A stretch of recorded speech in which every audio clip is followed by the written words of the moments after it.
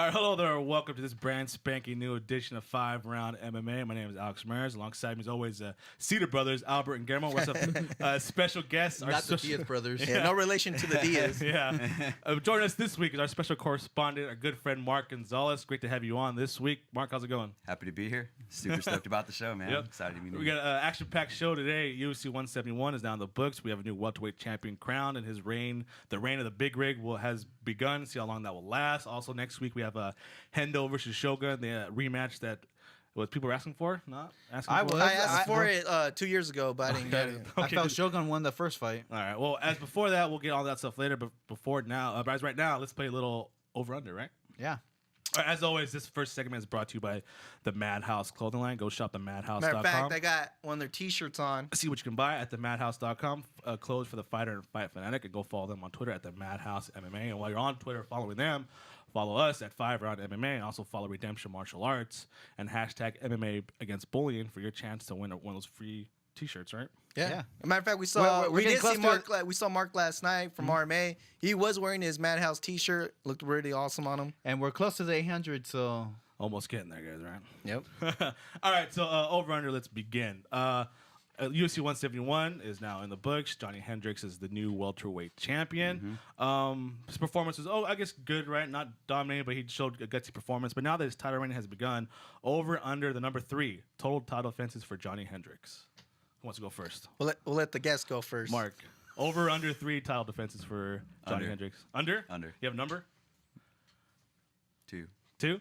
2 title defense. I'm gonna go under 2, but I'm gonna go way under 0. I mean, he does 1 title defense 1. and loses Okay. to Rory McDonald. Wow. What if he fights Rory Mac next? That's what I'm saying. Rory McDonald's gonna beat him. Oh, so 1 title defense? Yeah, that's it. Not even 1 title Not defense? even 1 title defense, so 0. Okay. I'm going 0. Okay, so I'm 0 gonna, then. I'm going to go under 3, and I'm going to tell you, he's going to be Rory Mack, but lose to Nick Diaz. Wow. What? Really? You spend a weekend at Stockton all of a sudden. Oh, yeah. You're a Stockton Hey, boy. Jeremy Stockton, You bro. spent the week up in North California. Jeremy Yeah, wow. Stockton. I guess there is something in the water, right? All right, second one. This one kind of speaks that near and dear to my heart. Diego Sanchez lost to UFC 171. He got kind of outclassed by Miles Jury. Albert made the point that he's been, a 3-fight losing streak now? Yeah, I think this is going to be number 3 right there. Yeah, so 2, the number of losses Diego Sanchez could have before losing his job in the UFC. So 2 more losses he's done, or 1 more loss he's done? What is it?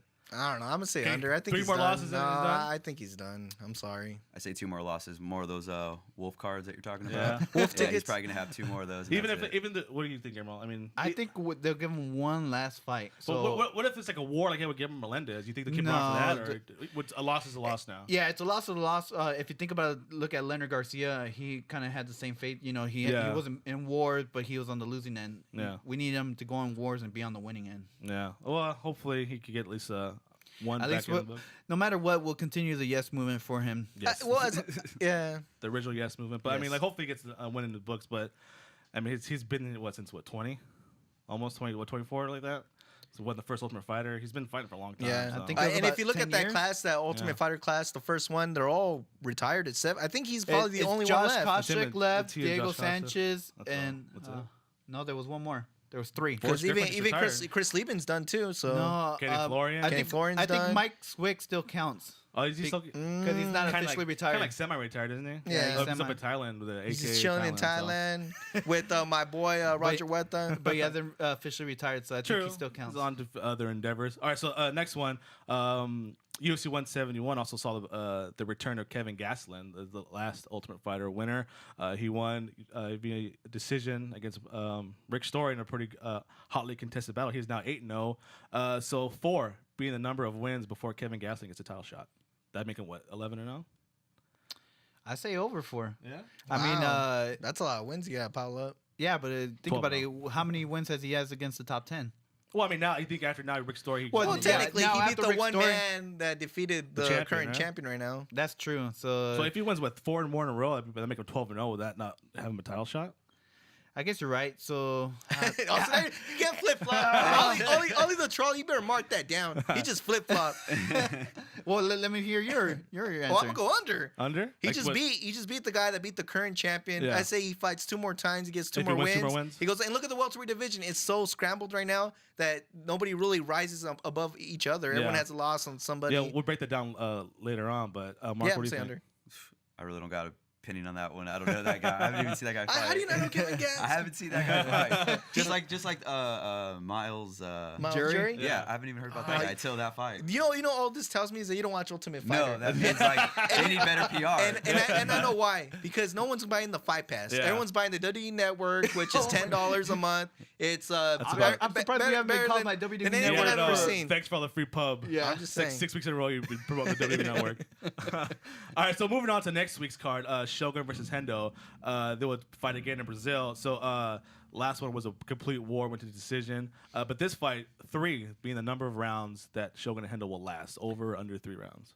Under 3. Under 3? Early knockout or what? It ends in the first round. It was proven with Vitor Belfort on Dan Henderson. Once you get that glass chin, let's see how that chin responds Oh, wow. after that knockout. Mark, what do you think? Over? Early knockout? Gonna go decision again? Under 3 rounds? Over 3 rounds? I feel like it's gonna go to decision. Really? Yeah, I Another hope war? it does. I hope it goes a decision. I think after seeing last night's fight where you saw 2 guys that all they do is finish, Yeah. I don't believe in finishers no more. I'm talking about, going for decision. You talking about Yeah, Robbie me Lawler? too. Yeah, Robbie Lawler and Johny Hendricks. Yeah. Me too. As much MMA display as possible to Yeah. get more fans in. So speaking of MMA display, the next last question, 1 being the number of takedowns you'll see in the Shogun and Hendo Oh. fight. How many takedowns or takedown attempts will you see in this fight? I'm going to have to go over just because like the last fight when both men were drained and gassed out, both of them were going for takedowns. So Yeah. I'm going to go over. I'm going to say Over? like around 4. 4? I feel the same way, about 3. Yeah. I'll go actually under. I'll be the one that He flip-flopped again. I'll go I'm just under, pointing that but out. because That's all there's you gonna be a heard, though. knockout. So you knockout? There's gonna be a knockout in the first round. So But you're flip-flopping again because didn't you say you was going decision on the first one? no, Oh, see, you said knockout. that's a Okay. negative point for Albert. For not paying attention. leading the witness and misquoting, right? So that's it for over under. Stick around, guys. We'll talk the recap of UFC 171. Talk about the welterweight division, how it's shaping up now. So stick around. Please visit FiveRoundMMA.com on our social media on Twitter, Facebook, and Instagram. FiveRoundMMA.com. All right, welcome back. UFC 171 is now in the books. New champion Johny Hendricks is defeated Robbie Lawler via decision, which I thought was a surprising conclusion to that fight.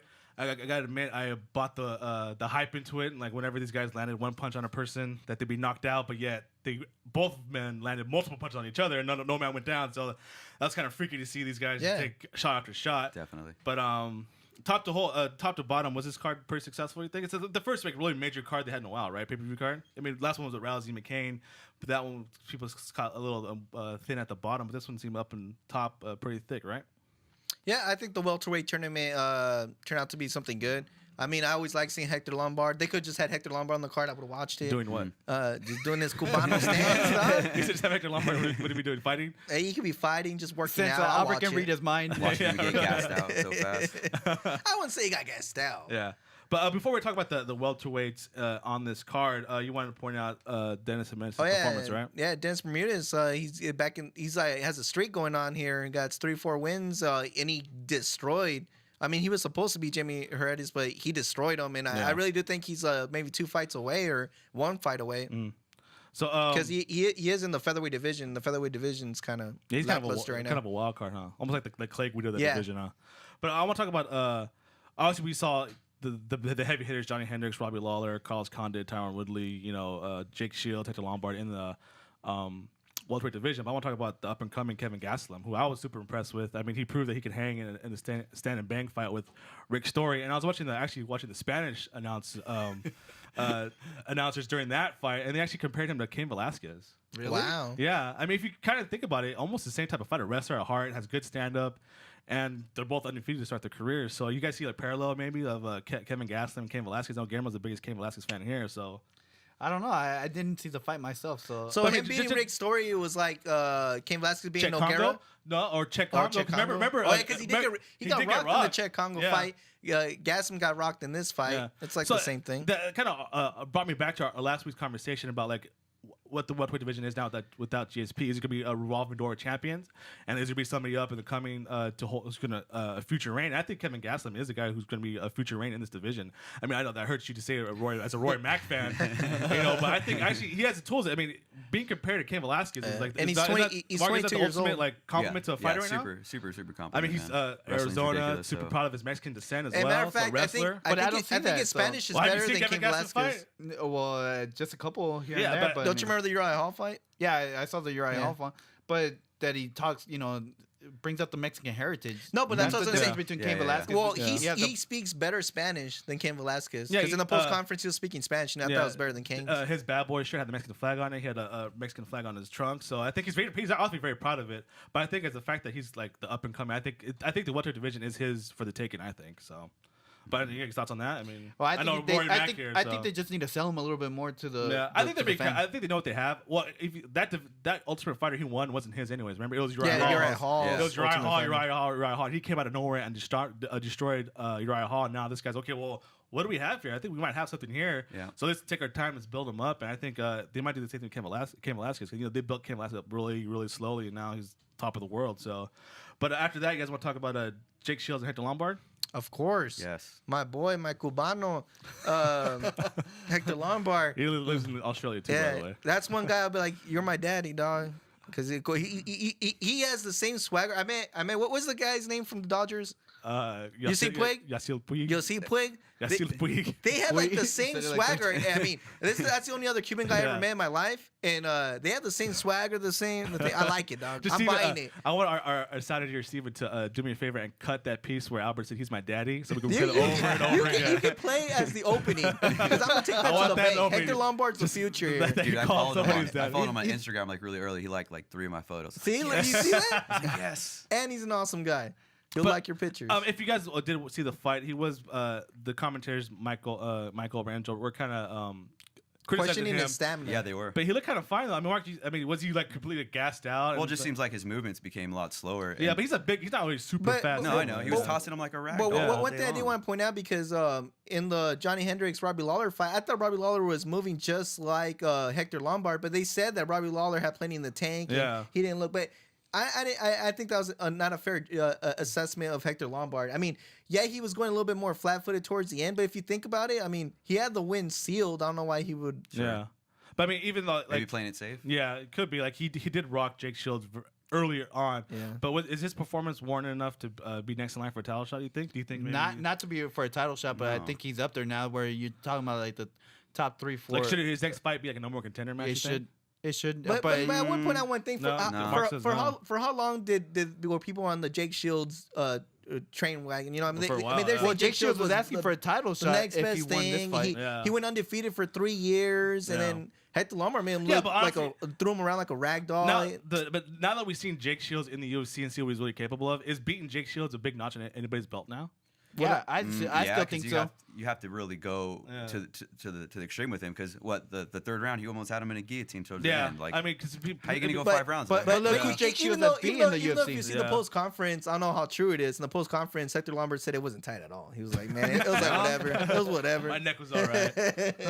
But look at who Jake Shields has beat. He currently beat Damian Maia, and he beat Tyron Woodley, who you guys think Tyron Woodley should be almost next in line for a title shot. So yeah, but I don't know. I think Hector Lombard's obviously closer to the title shot than Jake Shields is now. He has to go back to the drawing board for Jake Shields. But the next fight I want to talk about is Diego Sanchez getting outclassed. And it's hard to say for me by Miles Jury. Is the hourglass almost empty on Diego Sanchez's career? The dream's over. I really think what hurt him the most was going back and forth in that weight class. Yeah. It just sucks. He never really stuck to one and very dedicated himself. Yeah. And he went through such hard struggles. I mean, he says so himself, all the bad stuff that happened to him. And there was just a bunch of big distractions. And the dream's over, man. Even Miles Jury said his post-fight that, like, I don't want to sound cocky, but I knew I was going to beat him as long as I didn't get in a brawl with him. Yeah. He knew he had the skills to outclass Diego, and he did. I mean, Diego tried to do everything he could, but even... Yeah, I really wish he would have just retired after the Melendez fight. I mean, that would have been a good way to go out, and that's the way you're going to be remembered. Mm-hmm. Yeah. But, I mean, Diego, unless he's put up against, like, brawlers, guys who wants to brawl with them, then yeah. But I think as far as, like, putting up young I think he got fighters, the Leonard Garcia a disease now. So yeah, syndrome. And he even can't fight like Garcia because they're in the same camp, right? Yeah. Yeah. So there you go. Even though that would make an awesome fight. But they both changed with Greg Jackson. So the next fight I want to talk about is one that's going to hit home to Guillermo because he's a big Carlos Condit fan and a recovering ACL tear individual, right? Yeah. So I haven't heard the final word on Carlos Condit, if it was a tear or just a sprain or what. Did you guys hear anything about that or no? I haven't heard anything. Yeah, no. I haven't but he just severely injured his knee, so another setback in the road back to the title shot for Carlos Condit. And obviously, this is the way he won differ from Tyron Woodley. Like, is it kind of tarnished the way he victory? Is he right in the title shot, even though it was won by like a technical knockout by kicking the guy's leg out? I don't think so because I think this was all offensive. I mean, the initial injury happened when he did the takedown. Yep. And then he like blasted his front leg, and that caused him to twist the back leg. Yeah. So it was all offensive. So you can't take nothing away from Tyron Woodley, I think. And I think Tyron Woodley fights like these people owe him money or something. I'm not playing around. When I saw him fight against Josh Koscheck, I thought Josh Koscheck like owed him money or something because he's like, son, you better pay up. And I like that, but yeah. So, Guillermo, obviously, like we pointed out, you covered from a knee injury. What do you think the mindset now is for Carlos Condit, like coming back in the training? The guy who throws so many kicks and is always very spry on his feet. Yeah. Do you think if it's serious enough, is that kind of mental thing you think going? Well, I still have that mental problem myself. I mean, like I still try to play soccer, but I mean, like you never go 100% because you have that fear, unless you have that Adrian Peterson syndrome where you're just like a Terminator. Yeah, no regard for human life. That's the mentality Carlos Condit has to have. So I mean, like just coming back, I know it's gonna be tough. Yeah, and especially MMA is very flexible sport, especially with the jiu-jitsu and stuff. Yeah, but as far as his road back to the title, is this like a big setback for him? Oh yeah. So I think he has lost to Johny Hendricks. I mean, he barely beat. He beat Martin Kampmann, but that's not really a big saying much. So obviously, the time off plus to get him back in the title shot. I mean, do you guys think Carlos Condit will taste the title shot anytime soon? No, I don't think so. He's gonna have to get if he's gonna have to face Woodley again. He's gonna have to face that freaking machine of a body. Yeah. Like, good luck, man. He's not gonna be 100% sure with a messed up knee. So I think another long road back for Carlos Condit now. So main event time, Johny Hendricks, Robbie Lawler. Was it the fight you anticipated or you wanted to see? It wasn't the fight I expected, but it was still a good fight. Yeah. I expected that fight. That was a fantastic fight, I totally bought into that. All these guys take just one punch and they're one of them knocked out. I thought there's gonna be a knockout. Yeah, but then the fact that they just kept hitting each other and going forward was like I don't know. I was kind of surprised because I really thought Johny Hendricks it was gonna be a one-sided fight coming into the. Everybody said Johny Hendricks should be the champion, except for this guy. Had Robbie Lawler the whole entire time. I picked Robbie. I wasn't going for Robbie Lawler. I picked him to win. But I wanted him to win. Alex saw something that we didn't. We saw a one-sided fight. Did you see him grinding him out, or did you see him knocking him out? I saw him being the bully in that fight. Yeah. I felt like he just kept going after him, and it was. I'll give him. Robbie Lawler did have his opportunity to capitalize on the fight in the third and fourth round. And third and fourth round, he had him rocked real bad. And then he started off guns blazing. I mean, he rushed him and was letting it all out there. Yeah. Well, mind you, my pick for Robbie Lawler came after I read an article about Johny Hendricks wanting to move up to middleweight in the future. And then you saw him struggle in the weight. Yeah, and then I saw him not make weight in the weight class. I'm also, is he thinking about the title or is he thinking about moving up already in the future? I mean, you're overlooking Robbie Lawler, and I think if you overlook Robbie Lawler, it's a very dangerous thing to do. So that's why it was my anticipation. I was thinking when I was thinking about that's what happened to Rory McDonald. No. He overlooked. Look, all this does is it helps us show that Roy McDonald is the true number one contender. Because if you go back to the Robbie Lawler fight, go look at the last 30 seconds of the fight. Roy McDonald got the takedown, and he was throwing some vicious elbow at Robbie Lawler, something that Johny Hendricks did not do the whole fight. Okay, I'm just saying. So now Johny Hendricks is now champion. He's beating pretty much everybody in the division on his way to the title. Tyron Woodley won. Kind of people are not going to obviously not give him credit for the win, right? Because it was kind of a you'll give him some credit injury, but they even Joe Rogan said, "Oh, do you feel kind of that this victory is tarnished?" So obviously people were talking about that, and obviously Hector Lombard wasn't really super impressive either against his win against Jake Shields. So now who's next in line for Johny Hendricks? Who's his first title fight going to be? That's too tough, man. I'm gonna say Rory McDonald. It makes the most sense. Who just beat Damian Maia, right? Yeah, and then after that, it has to be Nick Diaz. Why not before Nick Diaz and then Rory?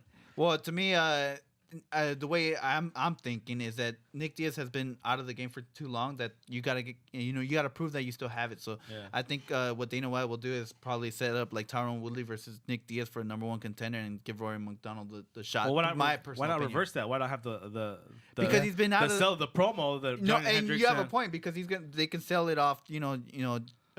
What was it? Nick Diaz, was he heckling Johny Hendricks? Yeah, he was heckling at the weigh-ins, so he can sell it off of that. But I mean, you haven't seen Nick Diaz fight, and the last time you saw him fight, he lost. Yeah. If Eric Silva's watching, we'll make his life a lot easier. You gotta sell the Wolf ticket. You gotta do Nick Diaz. So you give a guy that just lost you have a title shot. Because done it before. Because the whole welterweight division's kind of like anybody can technically be considered a #1 contender. They all have a way to say like, oh, I beat so and so, I beat so and so. I'm in this run, that run. So the only thing that makes sense is that you give the fans what they want. Nick Diaz versus Johny Hendricks, Tyron Woodley versus Roy McDonald. Winner faces the champion. Yeah, but Nick Diaz just came off a loss. I know, but that's why you're selling Wolf tickets. Over a year ago, he lost, and now you want to give him a title shot. Yeah, but the promos alone will be awesome. It's the only thing that really makes sense. He's a Nick Diaz fan at heart. That's what you want to see, Woodley and Lawler? Yeah, actually, yeah, that'd be kind of good. I'd rather see Woodley. I'd rather see that fight, man. Yeah, that's true. I want to see him walk. I want to see if he can walk through Lawler because Conde took all his shots that he can take. So people were saying that Conde was back on the offensive too. I just get Rory, dude. That'd be the safe bet. Yeah, I mean, because we also made the point about Woodley, who got knocked out by Nate Marquardt, but Nate Marquardt suffered a vicious defeat by the hands of Tariq Seferdine. Yeah, you know what I mean. So it's kind of that's what I'm saying. Like any welterweight can make the case. I mean, if you look at it, and then Hector Lombard destroyed Nate Marquardt. Yeah, so it's kind of like if you go back to who destroyed Tyron Woodley and so on and so forth. Yeah, so Rory McDonald makes the most sense. But before we go to our next segment, real quick, I did want to say one thing real quick. The last person to lose, who beat Robbie Lawler other than Johny Hendricks was Lawrence Larkin at 185. And I just wanted to point that out. And I've always said that Lawrence Larkin needs to go to 170. And I think this is proof in the pudding. I mean, he was the last guy to defeat Robbie Lawler in an amazing fashion. So I'm just throwing that. I'm just throwing that out there. Maybe hopefully Lawrence Larkin is listening and he takes your advice. I don't know anything about weight cut. But I'm just saying. I'm just throwing it out there. Hector Lombard had a tough weight cut. No, it was fine. He had a fine weight cut. It was no issue. All right, so that closes the books on UFC 171, and the reign of Big Rig is now underway. So stick around, guys. We'll talk about UFC Fight Night Shogun versus Henderson 2. So stick around. Please visit FiveRoundMMA.com on our social media on Twitter, Facebook, and Instagram. FiveRoundMMA.com. All right, welcome back. As we all know, we're all fight fans and like all boxing, wrestling, and MMA. And it seems like I even watch some kickboxing on the side. Gotta get my fix every now and then. I think nothing sells more in the fight world than a rematch, right? I would say. What do you think? I bought every Manny Pacquiao. It depends how the first fight went. Well, I mean, it's just every time I'm looking around, a boxing fight's a big rematch, right? I mean, isn't Pacquiao having a rematch now? And but that's because nobody is really in boxing that Rocky much Apollo Creed 2. Come on now. That was probably the best match I ever saw, and it was a rematch. I don't know. Yeah. I like the Rocky 4, Rocky versus the Russian. But it wasn't a rematch, though. I'm saying but I prefer watching that fight than a rematch of Apollo Creed versus Rocky. What about Rocky and Mr. T, the second rematch in Rocky 3? Oh yeah, come on now, yeah. Good rematch. Matter of fact, that was such a good movie. You got 2 fights in one in that movie. Exactly. Come on now. So selling the wolf tickets. Dan Henderson versus Shogun, who 2 which actually take place in Brazil. I think that's the only thing taking place in Brazil. Yeah, really. Because the co-main event is CB Dawley. No disrespect to CB Dawley, that guy's a beast. But I mean, everybody else. I mean, it's a bunch of Brazilians. I can tell you that. I can tell you that. There's a lot of Brazilians. Is that a good thing or a bad thing? So Shogun Henderson, Shogun, and Diego Brando's in the card. Oh yeah, but he's not. I mean, he came out. Remember, he didn't show up on weight his last fight. So Scott Jurgensen's in the team's kind of finally Scott Jurgensen's fighting at flyweight. Yeah, what's the second fight at flyweight? Oh yeah, second fight. He lost his last fight. Yeah, so I want to talk about the Hendo and Shogun match as itself. Obviously, I think both men are very far away from a title shot. So it's just like a fight for fighter's sake, like a paycheck, let's put on a good show type of thing. Yeah. Mark, what do you think? Putting more fights in Brazil. Yeah. Giving the fans what they need out there. Yeah. This is a straight up fan fight, and like you said, I mean, you need to have a show in Brazil. Yeah. This is a good show in Brazil. Are you guys fans of these things, like these fighter for fighter's sake? I mean, obviously they kind of take place on the fight night cards when they're for free. They seem to put the main event just like, oh, you guys do fight, go for it. Especially if they're free. Yeah. It doesn't need to be a main event every Well, to me, time. I like to look at it like Wanderlei Silva versus Brian Stan. I think I'm taking the same approach to this fight. I 100%. I think this is just for the fanatic out there. I don't think that this has any serious implications on it. But people or do say like oh, there's so many cards now. All the cards are watered down. Do you think like having just one main event and then filling the rest of the card is like good enough? Yeah, but see, this one makes sense because I mean, like you said, everyone wants to see the rematch. It's a fan fight, and I think you can justify this at least. I mean, it's not a stacked card, but at least you're getting the first fight ended a little bit anyways. of controversy. So yeah, that's true. I do want to put out one thing. Dan Henderson did tweet out that he did a contract deal with UFC. So even though he has the 3 losses in a row, supposedly he's locked down for a few more fights. So let's stick with that. Let's say hypothetically Shogun gets the better of Henderson this time around. That's gonna be 4 losses in a row. I mean, who do you pit up against Hendo after that? I mean, you throw another rematch with Rashad Evans. You think so? I mean, because what other fighters in the lightweight heavyweight division are going to fight a guy who's 0-4 and obviously I think you give him more up-and-coming guys, right? But I mean, if you fight up-and-coming guys, but you got to be a named opponent to get up in the hurdle. So someone like the guy that Oven St. Prox that just fought in the last card, that'll be a perfect person to face against Dan Henderson. If you can beat Dan Henderson, you beat a name, and then you launch yourself up there in the top 5. You think maybe like a Gegard Mousasi, maybe? You think Mousasi get the win? I think Mousasi's over these. I think he already made a name for himself. I think after the Machida fight, that was still set up a really good fight. Himself. I like your thinking, Alex. Well, what about like your boy Phil Davis? What if he comes across? No, man, that's a step down for Phil Davis. Phil Davis deserves a title shot. He should be fighting John Bon Jones. Did you see the promotion for the Phil Davis card? Oh yeah, dude, you would get so mad. I kid you not. You see John Jones go over to Sheriff for 30 seconds. Then you see the return of Anthony Rumble Johnson. You see all of his knockouts, and then at the last 2 seconds versus Phil Davis, and it's just the title, Phil Davis, and then it what ends. What did they have against Phil Davis? I don't know. What does this guy have to do? Did he get? I respect. He has one loss and one loss only into Rashad Evans. So,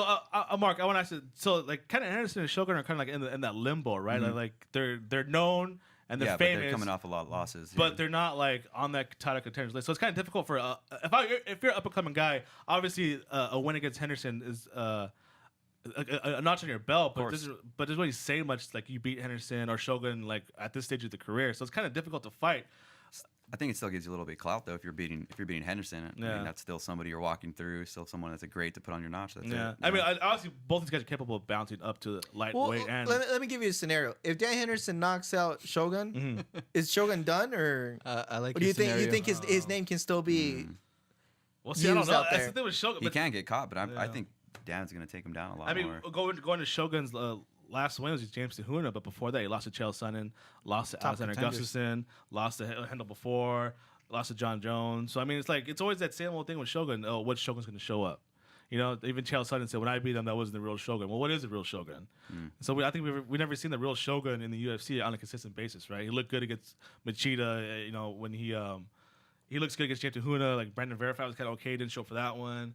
So, I mean, he obviously beat Forrest Griffin, but it's kind of like, what Shogun's going to show up? So, I guess if the Shogun that's been training, his heart's in it, then obviously Danny Henderson's in for a long time. I think now that I look at it and now that you explain it a little bit, I think it's more important for Shogun to win.